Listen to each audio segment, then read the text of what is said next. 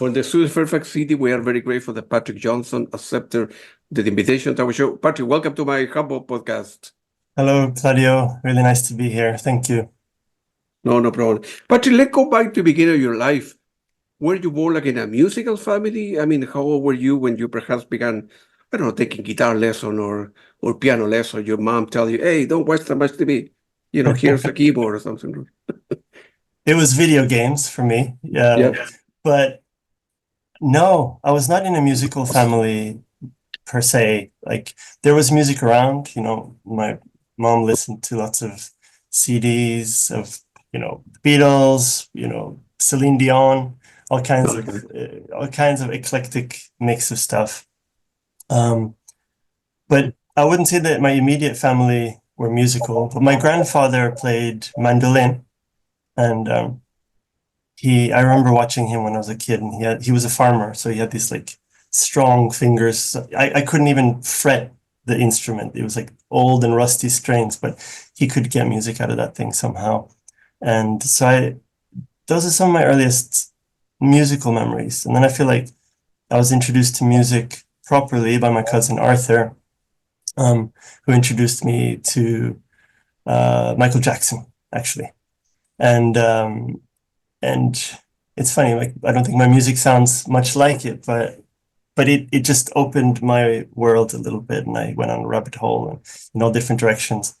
And then with some time, I remember being in school and they asked me like, what classes do you want to choose? And I chose band class because someone I knew was going to go to the band class. So, and then I went into the class, I sat next to them. They were going to play trumpet. So I was like, I'm going to play trumpet. And I was easily led, I guess, by people around me. And then it wasn't too cool to play trumpet after I got to like 13 or something. And so I was like, I'm going to play electric guitar now. And my mom said, you have to learn classical guitar first, because that's the proper one. And so I got some lessons from her friend, this Polish lady who was a fantastic teacher. But when you're 13, you don't really want to sit around, learning notes and stuff. So I was always more into practicing electric.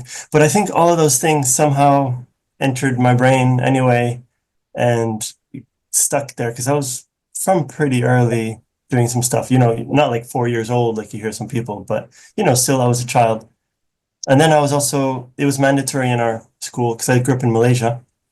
It was mandatory in our school to do gamelan. So all the children had to learn gamelan, like do a couple of semesters of that. And that was a really fun class. That was cool. So long-winded answer to your question. And in high school, I think you were born, no, your family came from Sweden, right?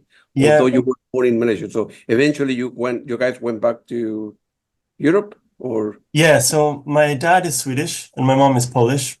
Okay, but when I was born in Sweden, and I lived there until I was 4, and then I lived we moved to Poland, and I lived there until I was 8. And then my dad, via his job, got positioned in Malaysia, and I was there for 10 years, and then we moved around since then. I got it. In high school, when you were, I don't know, between 14 and 18 years old, were you in any band, rock band? Yeah, I was in a jazz band playing trumpet. Right. That was part of my curriculum because I had chosen band. Yeah. And then I was also part of a punk band where I wrote most of the songs. And we had a singer, but he was never there. He always bailed. So I ended up having to sing a lot of the time, and I have stage fright and I'm a terrible singer. So, but somehow, I ended up often being the singer of the band, which is funny. I mean, if you play guitar, you sing, and all the ladies go after you. So, well, I don't know. You became popular. So eventually, you finished high school, right? So, and you needed to make a decision what you do with the music or your life, and any pressure for your family in terms of, hey, forget about music. You're not going to make any money. Go to medical school, become a doctor, and so you can get married, form a family, do music in the side, or you have the option to choose. And it's funny because I don't remember ever having the conversation Yeah. with my family. And I think it's probably a combination of things, like partly because so my parents both came from quite a poor background, but they had become very financially stable and middle class, like by themselves through my dad's hard work and stuff like that. And so I guess I was lucky in that way that they created an environment where, you know, me and my brothers could sort of, you know, explore these kind of things that typically for some people it wouldn't even be a possibility, right? To even think about entertaining something like that. And you need to, you know, like the creative arts, maybe you study it very early in school, but it quickly, you know, because it doesn't seem like a financial viable option. But I think also because they saw me, like I used to practice so much. I was like, all my friends were out doing stuff, and I would be practicing like 6 hours a day, 4 to 6 hours, 2 hours, 6 hours, 8 hours, depending on the day. My friends would be like pestering me to. I'm glad they stayed my friends actually, because I was practicing guitar so much that it was from my room they would just be hearing guitar all day long. So I guess it was pretty logical that I wanted to do that, and I didn't show much interest in like the sciences and Yes. things like that. Although I am very interested in those things now, but you know, not academically. I was never good at that stuff. I got it. So you finished high school, and my understanding you applied to Berklee. For people that don't know, it's a very important musical school in Boston, Massachusetts, right? The other is a couple of school in New York, Juilliard School of Music, and so why Berkeley, or why did you stay? I don't know if you were living in London at the time, or because there's a lot of school there, right? So Yeah, so I was still in Kuala Lumpur in Malaysia I see. I see. when it, I was friends with this Japanese guitarist, this incredible guitar player named Hidenobu, and um, and Hide knew from early on that he was going to Berkeley. Like he knew that. And so, and I was like this guy just floating around playing music, no plans. Um, and then the guidance counselors and all these kind of people started coming around like, so what are you going to do? You've only got like a month or two to figure this out and apply. And so I said, well, Hide is going to Berkeley, so I'll apply for Berkeley. So I actually just applied to the one school. Um, and I was, you know, in hindsight, very lucky to get in because it is like the people who are there are fantastic and Good. way better than I was. So I think it was a combination of luck and also, you know, all that time I put in practicing and working at it, you know, obviously fed into it. And so I went there and I tested out of some classes that I could like pass the tests before, but without taking the class. So I managed to cut a half year off of the thing. So I was there for 3.5 years instead of 4 years. And it was fantastic. Like Boston, if you're a student and you can get to Boston University, you're gonna have the time of your life. And also like so much of the schooling happens outside of the classes because Yeah. you're surrounded by incredible musicians from all walks of life. Like I remember being in rooms with people from India, Greece, here and there and everywhere, you know, and sort of like doing rhythms, like practicing like rhythms on percussion and like all these different cultures coming into play, and they creep into your brain slowly with time, and you just learn a lot, and you learn discipline because you have people there who are way more disciplined than you, and so it's a really eye-opening experience, I think, to be around people who are studying. Yeah. And at the same time, I think all the professors, they teach during the day, and then during the night or evening, they are musicians. So they will ask a lot of students, right? Hey, Patrick, I have a gig in at a Scali Jazz Club. Would you like to play guitar Tuesday and Thursday and I pay Yeah, you yeah, $100 or whatever? And yeah, right? yeah, Yeah, yeah, yeah. exactly. Yeah, I mean, some of those jazz clubs in Boston, like they're outrageous. Like the level of musicianship is just Oh, yeah. out of this world, you know, it's unbelievable. And I never got asked to those gigs because the people who we had a level system at Berklee, and it was like if you were level 8, you were like serious, and I was probably like 4 or 5 or 4 probably, and there was like no chance I was ever going to become a performing musician, even though I was pretty good, by normal standards. But compared to those people, it's just they're on another planet. But I had a lot of friends, like my friend Mishi. He was a level 8 drummer, and everyone was after him, and he'd get asked Wow. to this and that, and the funny thing is, some of those players were so good, like they never practiced. They're just so good. They just could like walk into a room and play with the best musicians, or walk into any exam, and yeah, it's just incredible.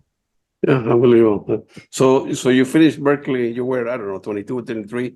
So what did you do with your life? You thought, well, I'm not going to be, I'm not staying in Boston and need to go back to where I came from or go back to Europe. What did you do? What type of music were you listening to at the time? Because it wasn't film score, right? They were listening, the rock, the Pink Floyd, I imagine, the Led Zeppelin, Yeah.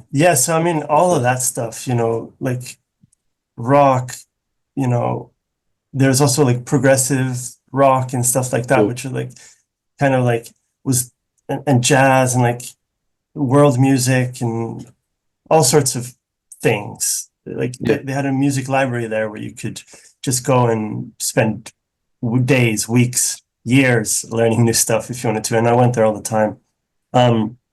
But in answer to your question, like something really special happened to me in Boston, which was that I met my now wife there. So I didn't actually meet her there because the funny thing is that she went to my school in Malaysia, but we just didn't know each other in that school.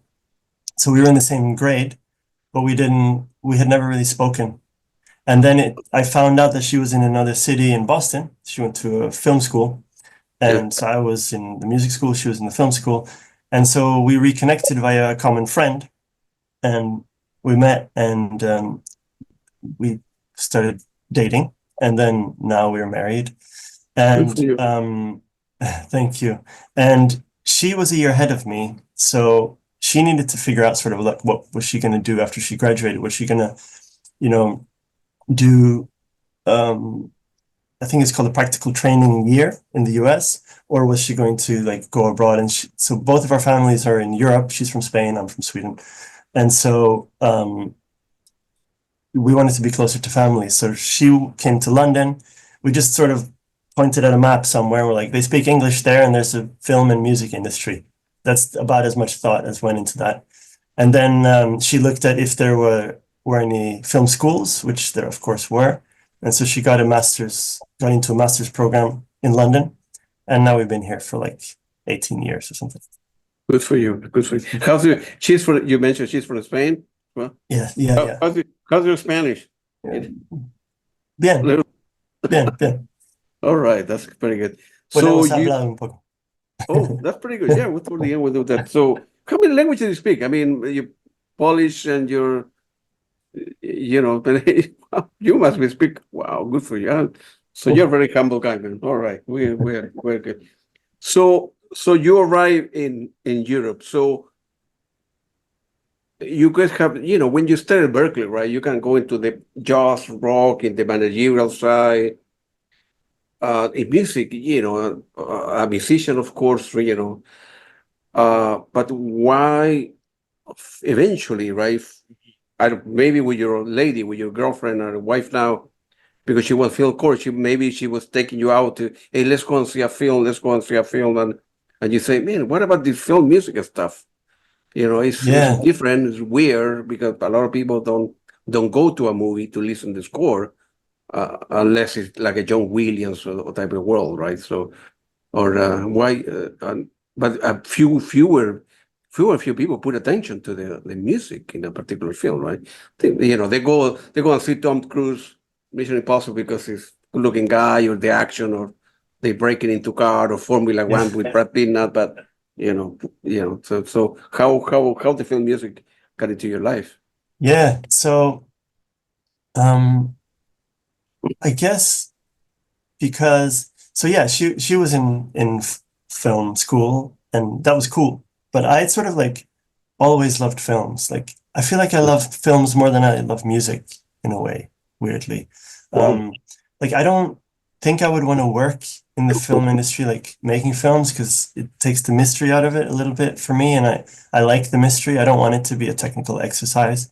Um, Whereas music, I feel like I can still enter that place where it is a mystery and it's all the beauty that that comes with.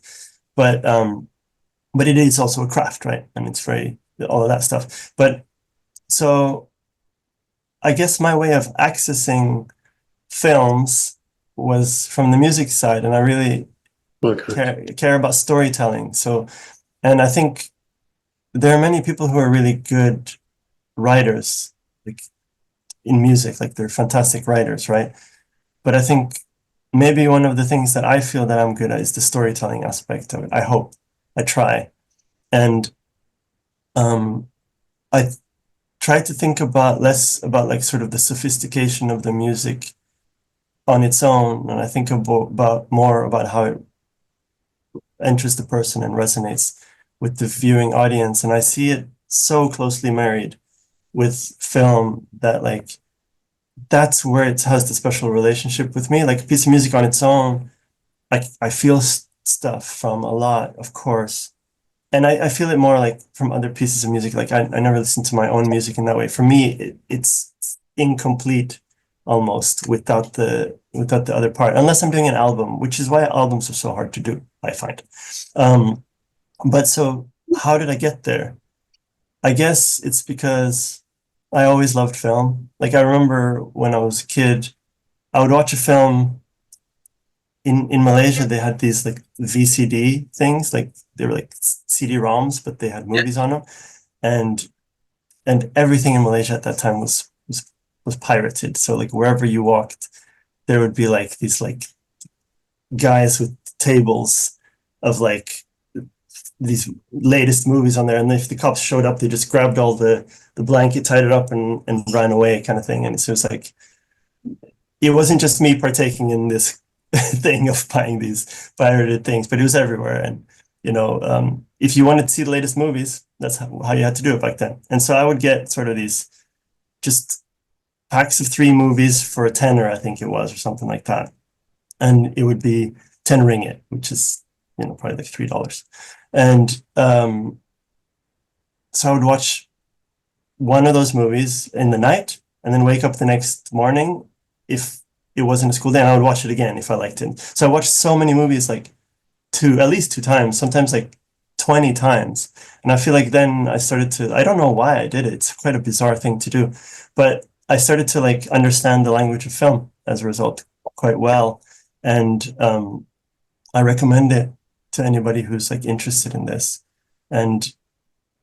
But still, when I go to the cinema, which is my favorite thing to do, I haven't done it for a few years now because my daughter's 3, and it's hard to go to the cinema when you have a tiny little one. But yeah, when I go to the cinema, I try to see it fresh. Like I try not to like analyze the thing, I try to just watch it, and the times I will notice something is if something's working really well or really badly. Yeah. then I'll be like, ooh, that's note to self, don't do that. Or like, wow, that's special, I'll check that out later. I got you. And let's say I wanted to I became a film director or whatever, and I want to do a movie. What's the preparation look like for a new movie? What would you need from me? I mean, I can tell you it's going to be an action movie. Johnny, Peter, and Mary are going to be there. When do you start engaging at the script level? When the movie has 2 hours into the movie toward the end? How you start confusing me? What do you need from me in order for you to start working in the particular film? So a time frame of like, what are we aiming towards? Yeah. That's always really helpful, because then you can know, do I need to like start yesterday, or do I have time to just sit and let this bubble around in my mind a little bit, you know? Yeah. And then the first thing is let's have lots of conversations about like how does this, are there any other movies that make you feel the way you want your movie to feel? Are there any books or any like exhibitions or any music or anything that makes you feel the way that you want this movie to feel? So I don't mean how the music in your film should sound. What I mean is that make you feel the way that you want to feel, you want your movie to feel. And the interesting and beautiful thing is that like it never becomes that. Every film becomes its own universe and its own thing. And I think it becomes like a combination of all these elements plus things that didn't work out exactly the way that you wanted to when you were filming it, or new discoveries that you discovered on the way during the process. And so I think having a lot of conversations like that is really helpful. And then the sooner I can get started, I will. Like I'm working on a project right now where they just started editing like a week and a half ago or 2 weeks ago, and I've written half an hour of music already, and I'm probably gonna have to throw away 25 of those minutes because I started too early and I didn't know what it wants to be. But I don't see it as a waste of time if I can, if I don't have schedule conflicts, because that's such a valuable learning experience to kind of like the dream is that you put something up against a picture and it just feels natural, but it also feels new and unique to that specific story. And it's the hardest thing to do because we're supposed to like invent new ideas all the time, right? But also for it to feel familiar at the same time and effortless. So yeah, I don't know if that answers your question or not. I don't know that. How you manage between like the conflict between, I don't know, the director and the producer, right? The money guy, right? It's always gonna be conflict, and then you are in your keyboard and piano, or you have instead of mix the studio, and the two people are screaming at you behind you. How question it happens? How how you manage? How you stay sane? Because man, I really love the movie. I really like the director. I get along well, but Johnny, the money guy, he has the final say, and he telling me, "No, your music is terrible. I want you to play it like this," you know. And the movie and the director said, "No, the music is great. I like how in that particular scene what you how you manage the conflict between in that situation." Deep breaths, deep breaths. No, I think the scenario you're painting there is like the worst one, right? That's like Yeah, the one that's we all dread. But I think in my experience generally, it's really helpful to think about what does everybody need? And the filmmaker needs his or her film to become, the closest version of the story that they wanted to tell, the story they wanted to tell, the way they wanted to tell it, I guess, or a better version of that. And so like hopefully musically you can be aligned and you can get to a place where you're really satisfying them, but you're also satisfying yourself. And I find that when you're satisfying both of those things, there's a good chance that you're satisfying the producers and the execs as well. And the producers and the execs are the ones who chose the director, and they also signed off probably on you. So they're like on board with the relationship and with the idea of this. And the hope is that they're not hearing it for the first time, like at the end of the process. So this is like an ongoing conversation. Also, like, I think the best producers are the ones that can shield the director and the cinematographer and the editor and the composer and like the HODs a little bit from the noise that comes from the outside. So the producers, I feel bad for them sometimes because they have to like put up armor and protect the creative process a lot of the times and take these bullets that are coming from all directions and understand like how to steer the ship. So I think if you just think about it in terms of like your job as the composer is to satisfy both things. It's to, if the director says, cool, I'm happy with what you did, and now I'm off to do something else, another project, which sometimes does happen, then it's sort of like, okay, now I'm working to finish this process with, a showrunner or with the producers or whoever, and that's part of your job, is to sort of like see those problems coming before they arrive in a way, and hopefully try and keep it creative at the same time. And I think Hans Zimmer always says something which I like, which is that he says that you play music, it's play. It's supposed to be, I think if you can access that place where it feels like play, a lot of this stuff resolves itself. I think it's when you are closed-minded and you're like, no, but what I did is fantastic, and you're not open to these suggestions, because sometimes it can sound like a big suggestion, but it may be the smallest tweak that actually, and you're like, actually, you know what, that was a good note. And they're thinking about it from an audience perspective, a broader audience perspective, whereas we've been very blinkered and very like fixated on a certain sense of style or something. I don't know. It's tricky, basically. Good. What's the time allocated, or what's the time given to you to write a particular music for a particular film? A couple weeks, 1 month? The director called, well, we used to, we went with Claudio, screw up, we don't like his music. Patrick, you have 2 weeks. Can you do it? And they call you, somebody call you like your agent at 6 o'clock in the morning. Man, we have an emergency. You have time to do the stuff. I've had some of those, but oftentimes I'm a bit nervous about those kind of projects.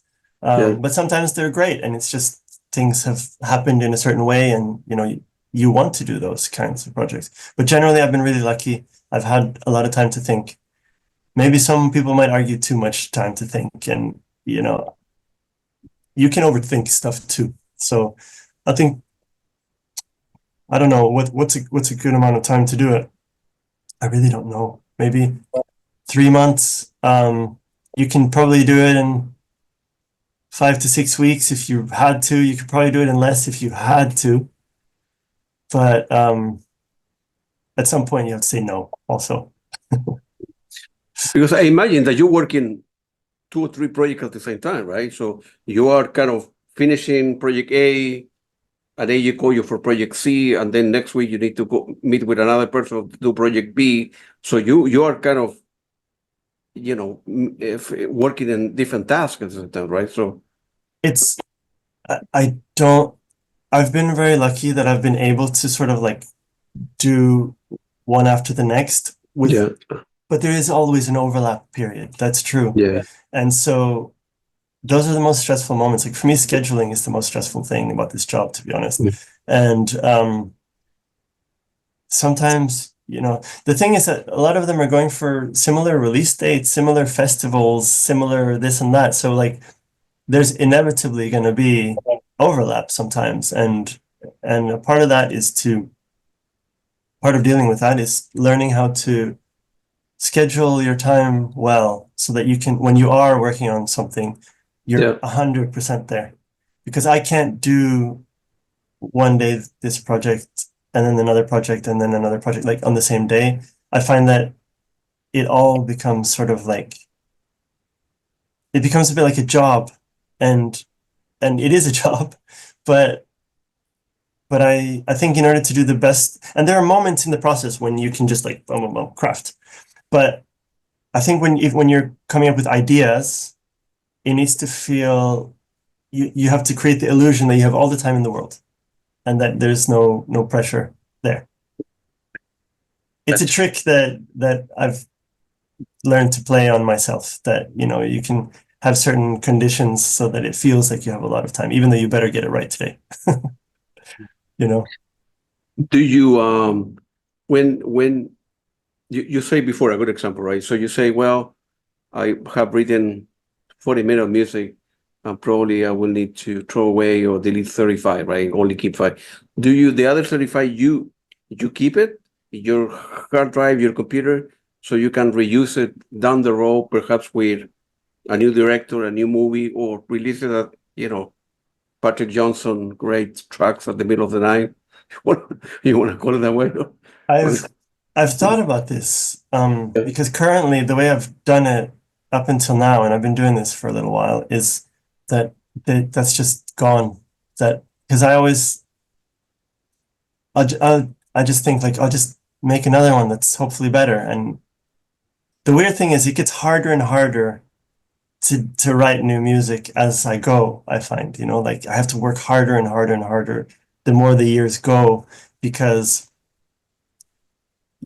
like maybe a director would be happy with me repeating myself, but I'm like my own critic where I'm like, I don't want to repeat myself. And I guess I see using material like an unused cue from another project just feels like, but I have been thinking about it, and there's so much stuff. There must be hundreds of tracks that are like in some version, some kind of format of finalization, some not very far from it, and some like fully fleshed tracks that could become something. And it would be cool to like go through it. Like I definitely wouldn't do it as an album, because I think that albums need to be a little bit like blood, sweat, and tears to get something that's like you're capturing a moment in time.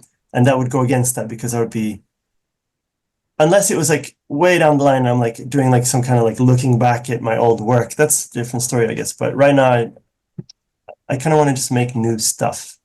And so, but it's not lost. It's sitting on some drives somewhere and in the cloud. So I can I can access that at some point if I want to. If you need to do it, yeah, good for you.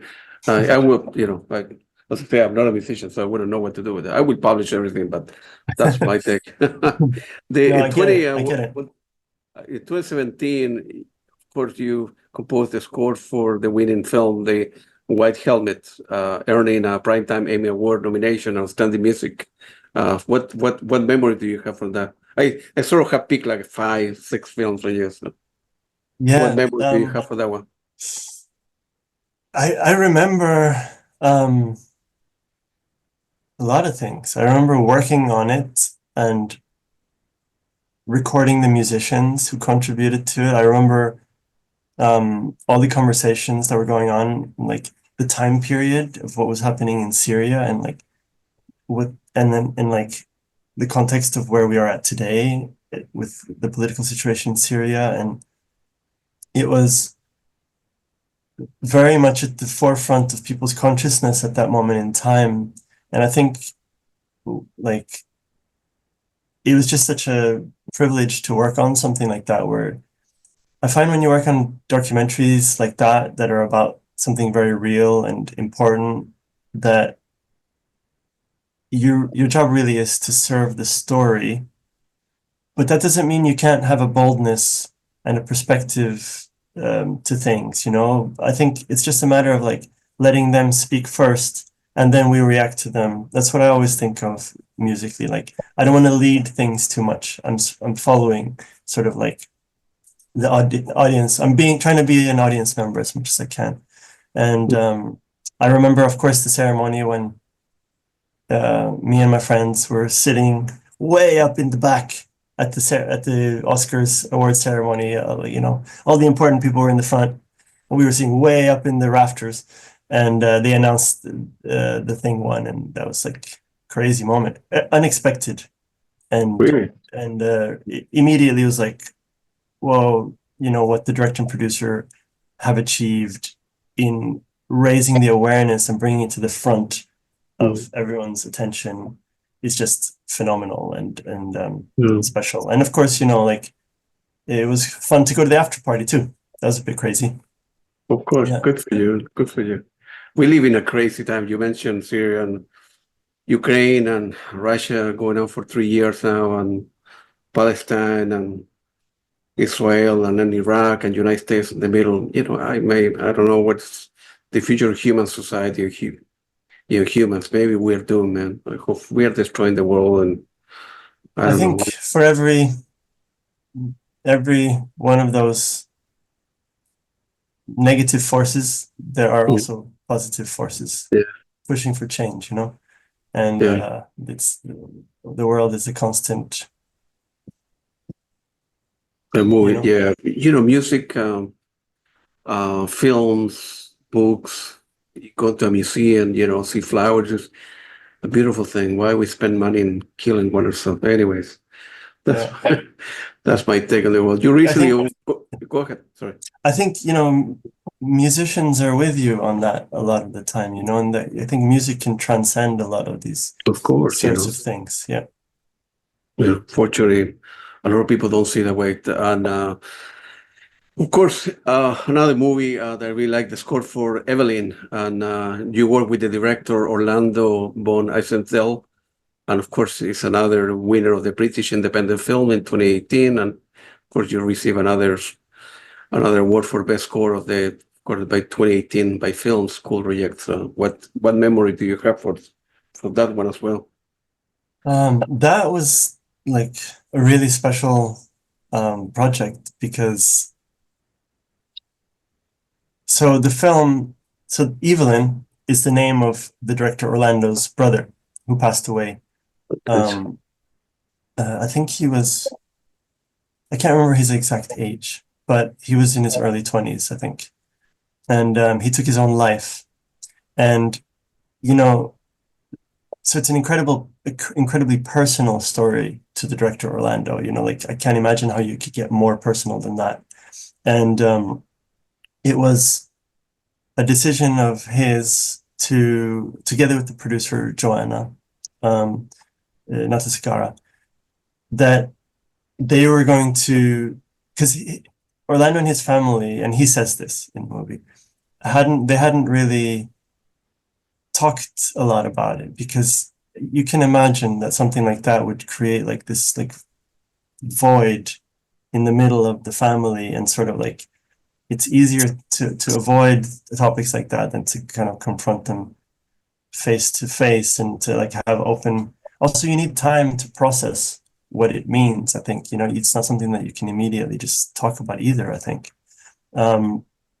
Anyway, they decided that they were going to do a walk from the north of Scotland, where I think Orlando's mom lives, and they were going to walk all the way down the length of the UK to the south coast by foot. And at different legs of the journey, they were going to meet with some of Evelyn's friends and their family friends. And they're just going to, there's good research that says that when you walk, it's easy to just sort of talk, and it's quite a therapeutic thing that we do, where you can have deep conversations with people, and there's like a sense of being able to like lessen a weight or something like that. And it's interesting. I think there's some truth to that, and certainly in this film they do that, and they walk and they talk a lot as they go through the film, and it's a beautiful film. And so musically, like, I try not to feel pressure normally when I get into a score. I just try to like do it from a place of honesty and how I want to hear it. But on this one, I felt pressure, because it's a very personal story for Orlando, and I wanted it to have a bit of poetry to it, but not be sentimental. I wanted it to feel like it had a resonance that was like truthful, and be sort of like traditional, I guess. Piano and strings, something timeless. I didn't want some like weird synth I used to go out of fashion, and then someone watches that film 20 years down the line and they're like, yeah, the music, the chords are cool, but like, and the melody's cool, but what's that stupid synth he's using? You know what I mean? So like, I wanted to keep it very simple, and yeah. Sorry, long answer, but it's because it's a special score to me. I know exactly what you mean by pressure. If you become friend with somebody, you go the extra mile, you put extra effort, to try to make something meaningful for a friend or a family member. So I know how it's like. In Exactly. 2014, I'm going back now, another Academy Award and BAFTA-nominated film score, and Virunga. Of course, Leonardo Di Caprio was executive producer at the time. Yeah, so the score was not nominated. The films were nominated. The night, okay. But Virunga was one of the first films I ever worked on. So imagine you're just like starting out, and one of the first films you work on goes and just like this award, that award. It starts just going, like, coming into the public consciousness like crazy. And so it was an incredible experience for me, and a huge learning experience for me about how the process of scoring works, the industry works, and all of these kind of things, and how just a lot of learning. But the thing I really love about that score is like, I would do a million things differently now, but I wouldn't want to go in and do it differently. Like, I'm really happy that exists, because it's like a little snapshot of where I was at the time. But what I do like about it is, especially, is that it feels quite raw and honest and like unrefined.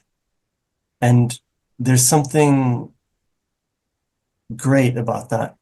And I try to remember that, like, don't make stuff so refined and nice and pretty and perfect. Like, don't forget that there's something about the just like raw expression of and not knowing too much about what you're doing, you know what I mean? Like, that can breed some really interesting results.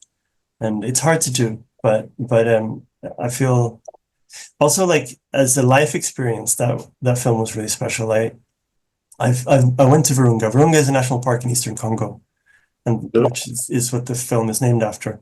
And we slept on the top of a volcano. We saw mountain gorillas in their natural habitat. We met the locals. We showed the film to the locals and the rangers, the park rangers from the film, and it was a wild week over there. It's amazing. It's one of the best trips I've ever been on. It's good for you, man. Your music is great, and do you, for example, right, a different type of question, where you collaborated twice with Alexandria Bombach in the first on Frame by Frame, and then on Her Shoulder. Do you like when you begin collaborating with the same director, one particular year or in a couple of years they call you back, because you have some rapport, you have some chemistry? It's a good, it's bad, it's a difficult to keep, if the director keep on calling you back, or obviously you get paid and you have a good rapport with the person, right? But it has any drawback, any complication, any cons? I love it. Like, to me, it's the biggest compliment, right? It means that they felt like, what you gave them was what they wanted and more, hopefully. That the hope is that you can bring your own perspective to something, and that you can surprise somebody, and sometimes I guess it's possible that they can say, look, that's not exactly what I wanted, and so they don't want to have that experience again. But I guess, like, I see a lot of the filmmakers that I work with, that we become friends. Like, how can you do this kind of work and get into the weeds and into the trenches, like, of the edits and like the music side of things, and the recording and the drafts, and like, when something's not working and you've only got 3 days left until the delivery of the film, and you better figure it out because you only have 3 days left, and it's not working, and you're not panicking because that in the past you figured it out, so you're probably going to figure it out again. And so, like, all of that comes into play, like, just rapport, and like I think honesty, to be honest. Like if I'm feeling like there's something like that's not working, or I'm not confident about something, I try to be honest about that and not like try to Yeah. hide. Not try to hide something, because they're normally there to like champion you. They want you to succeed, you know? So like they're gonna give you the tools to overcome that hurdle, and you or overcoming things together. And I think all of that is what makes the connection. And then you can be flexible and go in different directions. Like it's that thing of like you write 30 minutes of music and you're going to throw away 25 minutes, you know? It's that mindset. If you have the mindset, but like, oh, but it was so difficult to write those 30 minutes of music, and like we got to find a way to get it in, then you're missing out on a lot of opportunities for making it better, I think. Unfortunately, we have that mentality. What are you telling me? I need to throw it away. I went to bed at 3 o'clock in the morning and it's not great. Automatically, right? Automatically, everybody has that. And like I would no go one crazy. wants to hear like what you just sent me is shit. Like nobody wants to hear that. Yeah, But you know, sometimes like you need to hear that. yeah. No, I know what you mean. Looking back in your life, of course, you have worked with a lot of people and you have seen a lot of movies.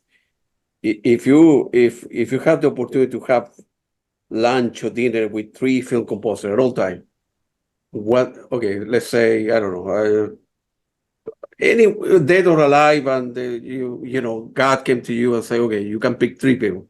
I will make it happen. You go to a restaurant tomorrow or lunch or pizza, whatever. Why three people that? Why are they important to you? Wow. So immediately I would say that like I would rather watch them have a conversation than me be part of it, because I don't think I could contribute too much. But I guess I've heard so many nuggets of wisdom from Ennio Morricone Yeah, that like there's this one thing he says in an interview. I don't remember where the interview is, but he he talks about like a melody and how writing a melody, and how a melody should be written in the way that you speak. That if someone asks me, excuse me, and you have to repeat yourself, you're not going to repeat it in exactly the same way. It'll be in approximately the same way, but you might change an inflection or something to communicate that in a slightly different way. And so he's talking about when you repeat phrases, like it needs to always have a slight innovation to it and a slight difference in inflection.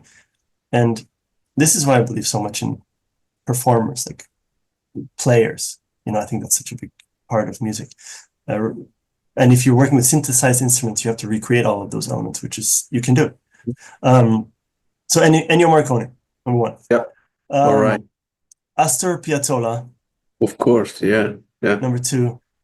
Like you asked me earlier, I don't think I answered it. Like, what was I listening to at Berklee during those years? I answered like some different things, but I used to walk to my classes and back from my classes, and I listened to the same album, I think probably for 2 out of the 4 years every day.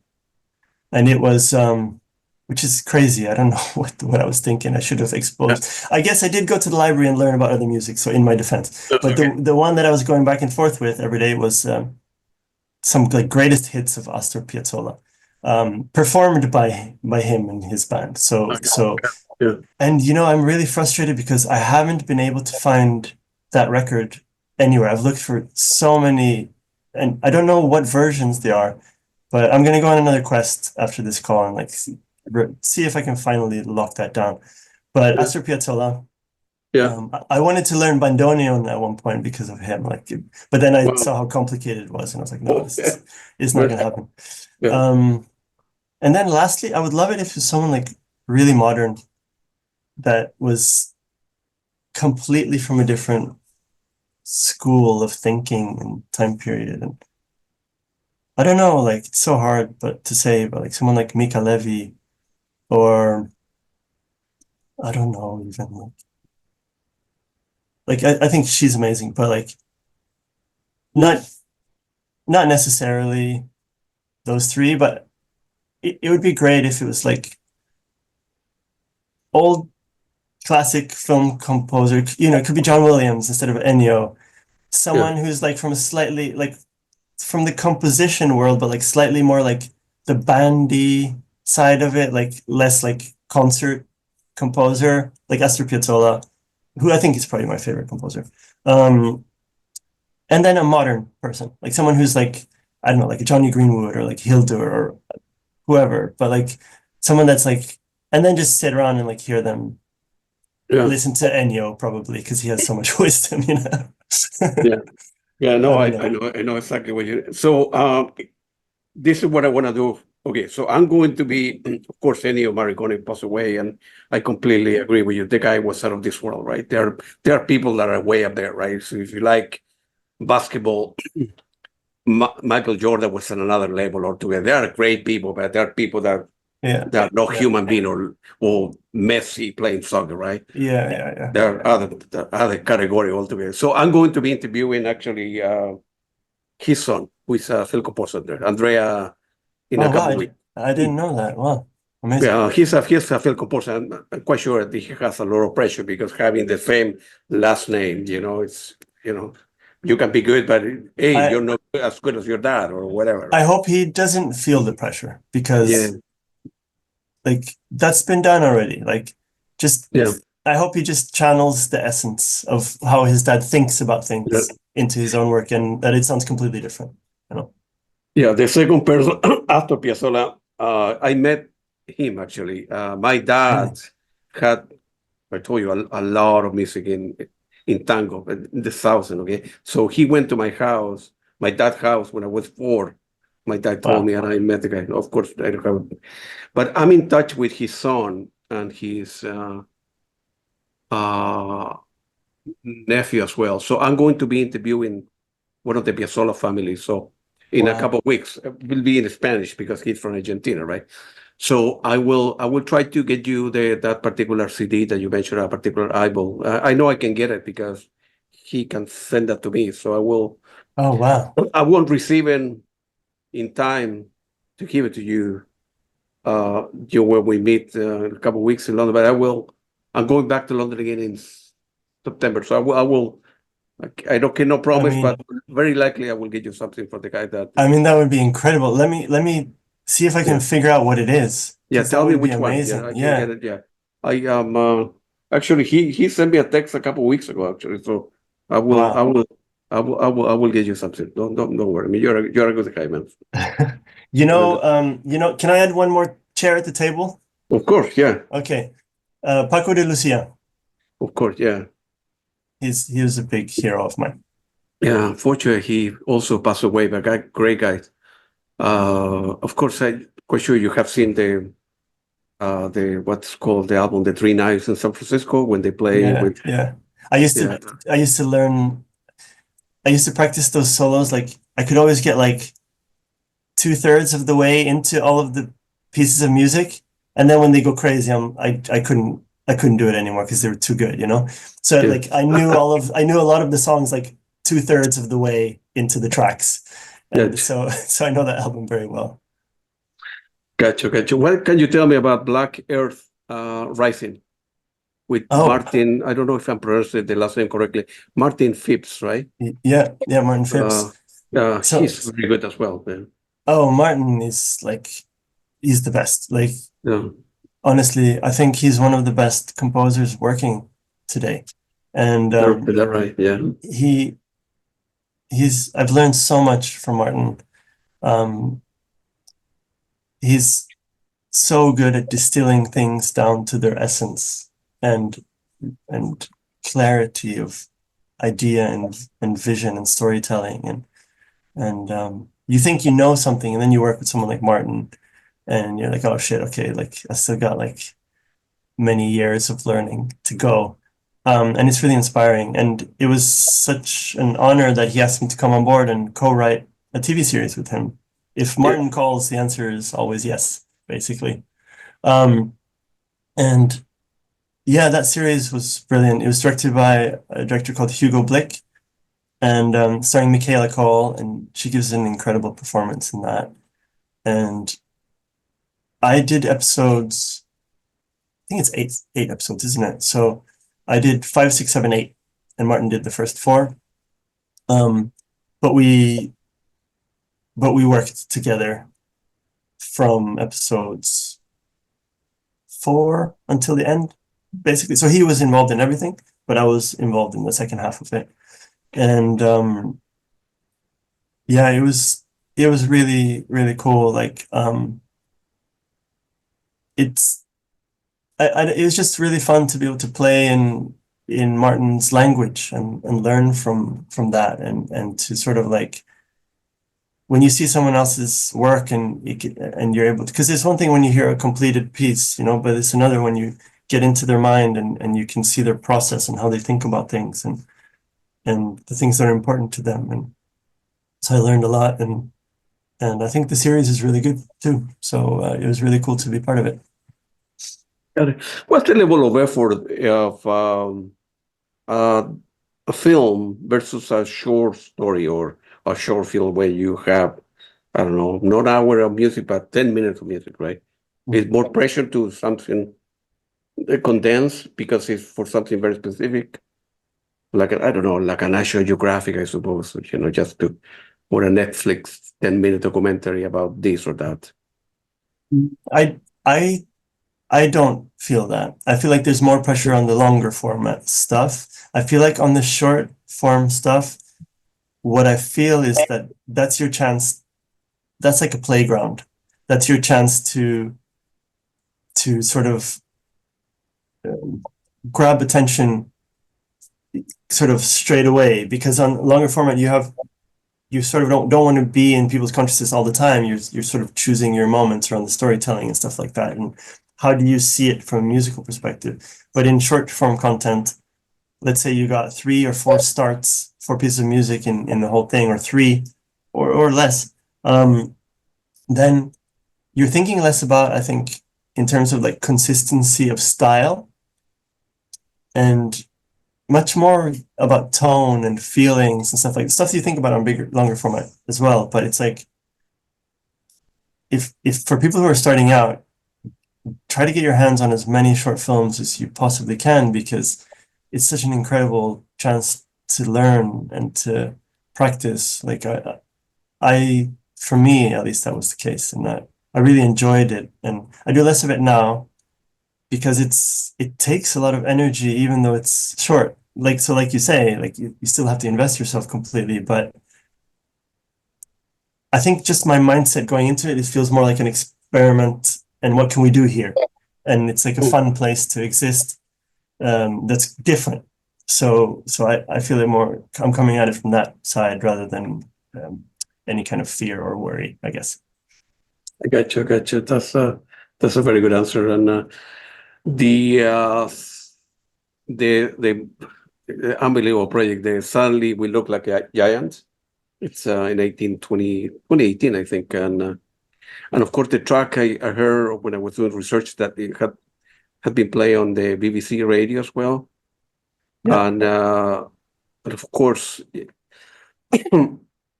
when they pick one of the albums, you were to compare us, Olafur, and then Johan Johansson and Max Richter. And in my opinion, that's the best thing you ever done.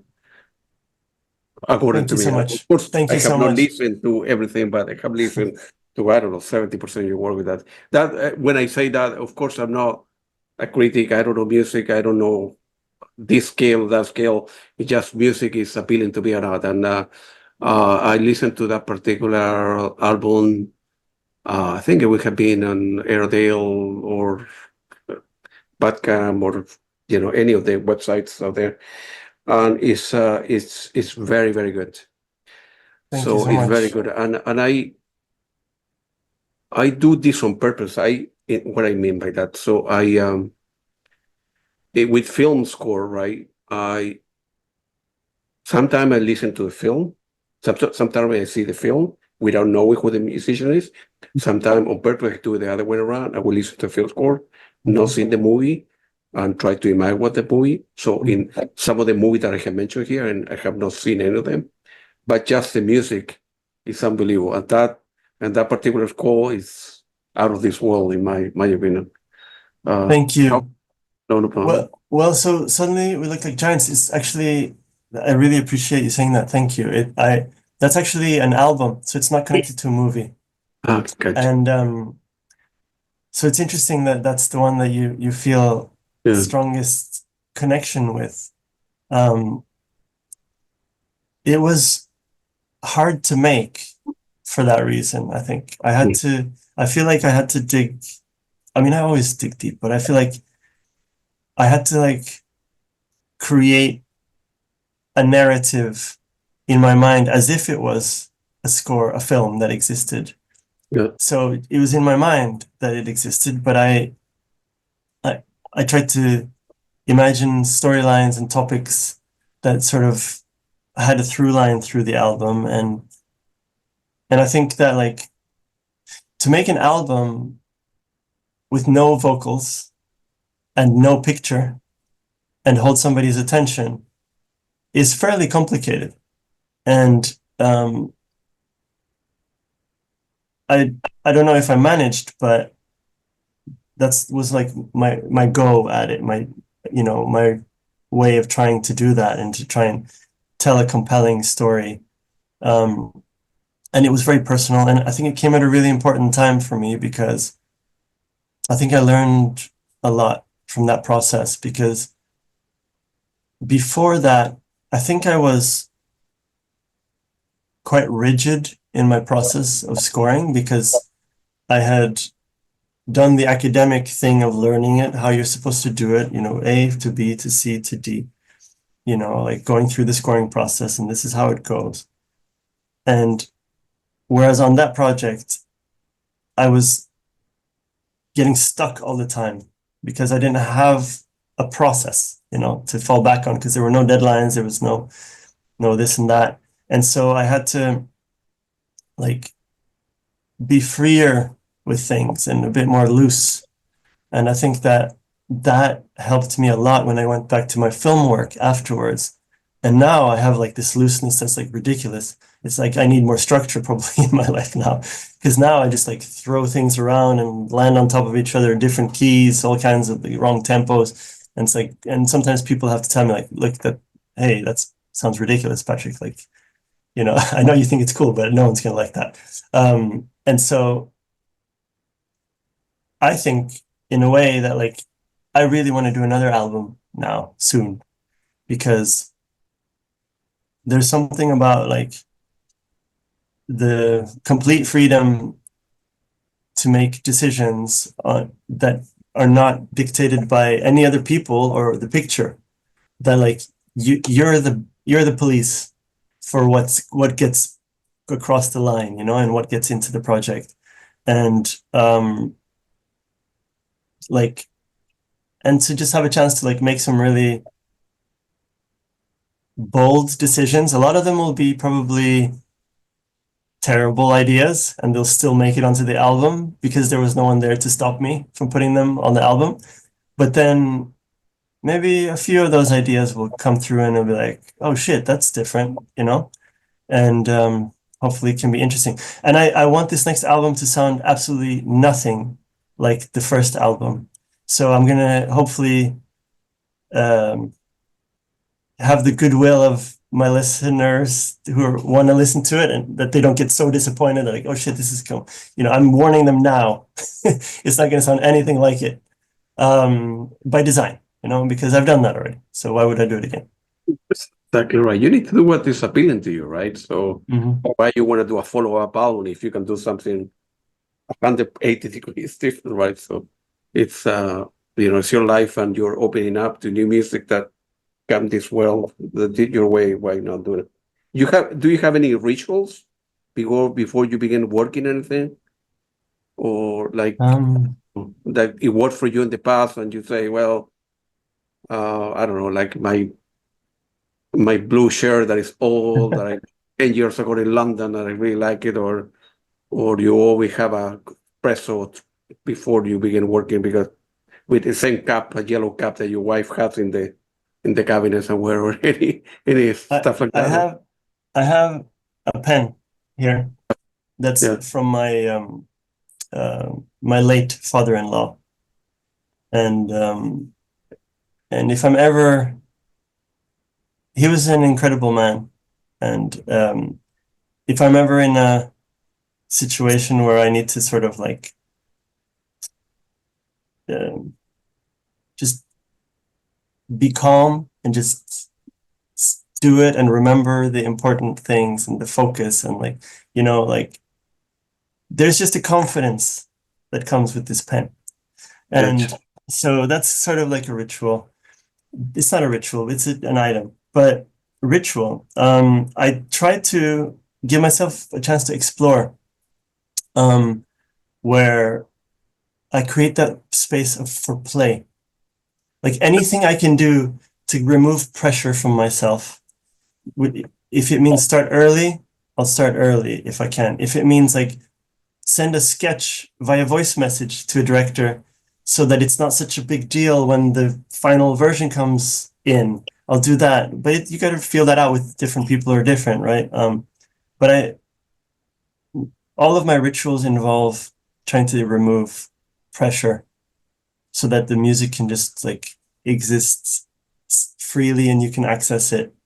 So that means exercise, meditation, getting out of this room, whatever it is, because inevitably I have to spend so much time in this room because of the deadlines and the amount of work that you have to do. So I think you have to have rituals is a good word, like have some kind of rituals that are regular to reset things.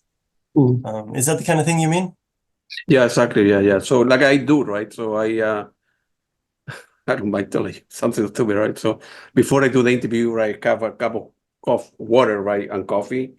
I kind of brush my teeth twice and I put cologne. And my wife will say, okay, I know in 10 minutes I will go to the office, right? I need to work today. But instead of working for the house, and why my wife said, why you put, I don't know. I did that a year ago at work or something happened, and I keep on doing it. I keep on, probably had nothing to do, stuff, they had to do the preparation. We're superstitious animals, right? Like it's Yeah. like, I will, my cat, she does yes. this thing where like before I feed her, she goes and walks 2 rounds around the table, Yeah. and then she comes and eats. Maybe she thinks if she didn't do the 2 rounds around the table, I wouldn't put the food down. But yeah, But probably. but yeah, It's a learn behavior, So, yeah. and, I'm sure I have a lot of these things that are invisible to me. I have blind spots to them, you keep on doing it. I only have a couple questions left. So, in general, I have interviewed a lot of musicians that they say, well, I don't like to listen to other people, other rock band or this or that because they may influence me, right? So in something I'm working on. In your case, do you listen to other composer film the score at all as well? Or when you are in the middle of things, you try to avoid that for obvious, obvious purposes, right? So I don't so much. I mean, it can happen, but I don't usually. I listen to other stuff, and I think it's not for that reason. I think it's for the reason that we discussed earlier, where for me, film music is with the picture, and like it's beautiful when it stands alone. Like you listen to James Newton Howard or something, it's like just like some of the most incredible. He's one of my favorite composers. Like some of the most incredible music around. But still, even with James Newton Howard, then if you put the picture on it, it's like, And so I think I love film music, but I love experiencing it in the film, like in the experience of the film. And like I learn from all of these people all the time, and I don't think that you're gonna like steal an idea from someone. It's more about like all these different things wash over you, and your mind pieces them together in some weird way, because, you know, you were listening to like electronic music 1 second, a film score 1 second, concert music another second, then like free jazz another second, and then a friend of yours is writing a pop song on the piano and showed you like a sketch. So like it all becomes one thing that goes into your brain, and I think, yeah, I don't know. Inspiration is a funny thing, isn't it? It's like, where does it come from? It's just all of our experiences. Like you could be walking on the subway, be on the subway, and you hear like some kind of like a weird squeak, and you're working on a horror film. You're like, ooh, that's something, you know, and like it can come from anywhere. And No, I know exactly what you mean. In general terms, you know, how difficult is to make a living as a film composer? The number of films released every year is limited, and there's a lot of film composer, you know, out there, right? Try to get a piece of the action, so to speak. You know, how you manage, you know, making a living. It's a good question. And I think first I should say that I've been really lucky that when I first moved to London, I had the support of my parents who were helping me to be able to sort of like, for what, the first few months, to help me to like, they believed in me enough that I could be here. When I was in school, I had the support of my government, who, the Swedish government is very good with giving scholarships and stipends and things like that, and loans. I'm still paying off my loans to the Swedish government right now. But they made it possible to go to Berklee. And my parents helped me with accommodation when I came here. And then I was lucky that I got my job in the recording studio when I did. And then I was lucky when I became the head engineer when I did, because Lester, the guy who used to work there, he wanted to do something else. So it's like, and then I was lucky that Orlando, the director we were talking about earlier, came into the recording studio and was gonna mix the film there, but I ended up doing the score for the film. So it's just like one thing leads to the next, and then like you're like, somehow I'm making a living doing this. And like I wasn't actually during that time making a living as a film composer, right? I was just in the music industry somehow.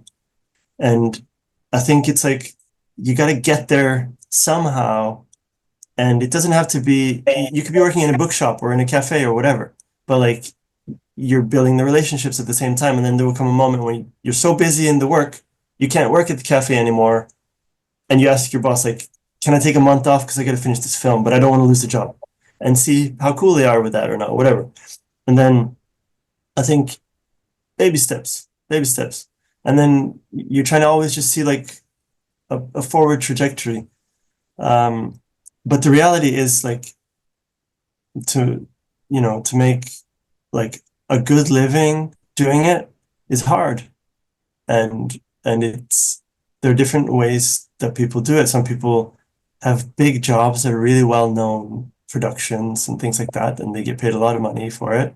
And then there are things that are like sort of lesser known things, but like really great work.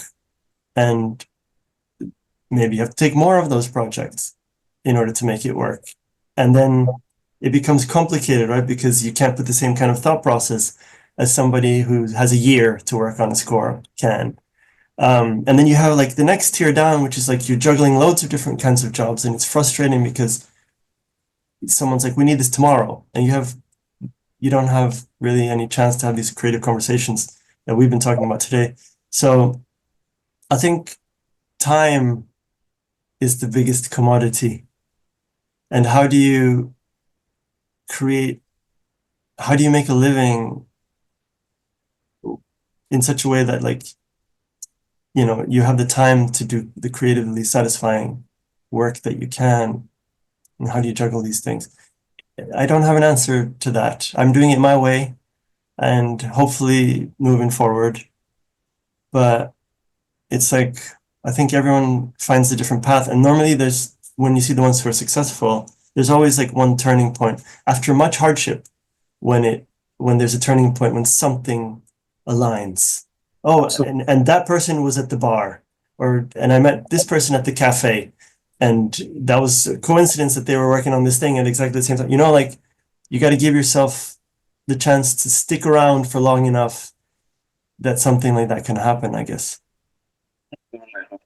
Good for you.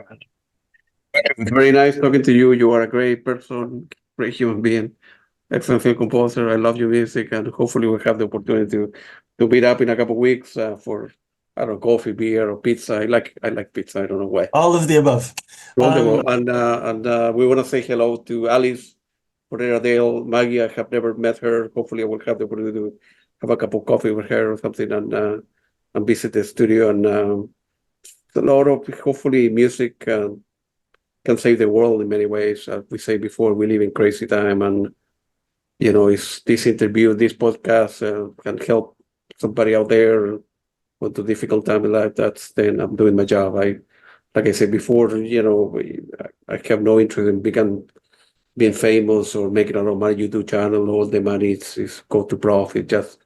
It so happened that music has played an important part of my life, and still is. Without being a musician, I don't read any notes. I don't know what an F scale or D minor or this or that. It doesn't make a difference for me. I just enjoy music, right? So without understanding all the structures and so on. So well, we're very lucky to have someone like you who catalogs music in the way that you do. You said you had 15,000 records, is that right? If no more, right? Wow. I mean, it's vinyl, Blu-ray, I have everywhere. And my wife complained why I keep on buying stuff, but that's okay. Well, like, I think it's really special, and also these scholarships that you're Thank you, I think that's like something to really, you should be really proud of. Yeah, it's important. I grew up in a Catholic family, so it's important to help people out. Yeah, you need to work, you need to go to school to form a family and pay your bills, credit card, that kind of stuff. But that's the only thing you're doing in your life.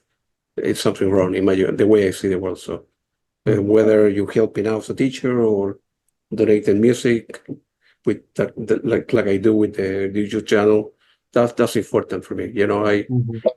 One day you want to look, when you're old, I'm older than you, but you want to look back and you say, man, I did exactly what I wanted to do. And when you do good things to other people, somehow people out there making things happen to me, and I know for a fact. Yeah, you do good things happen to you. And that's the best way I can describe it. It was very nice talking to you, Patrick. And You too. See you in a couple of weeks, man. Yeah, Thank you very much. Thank you. See you soon. Bye. Take it easy, man.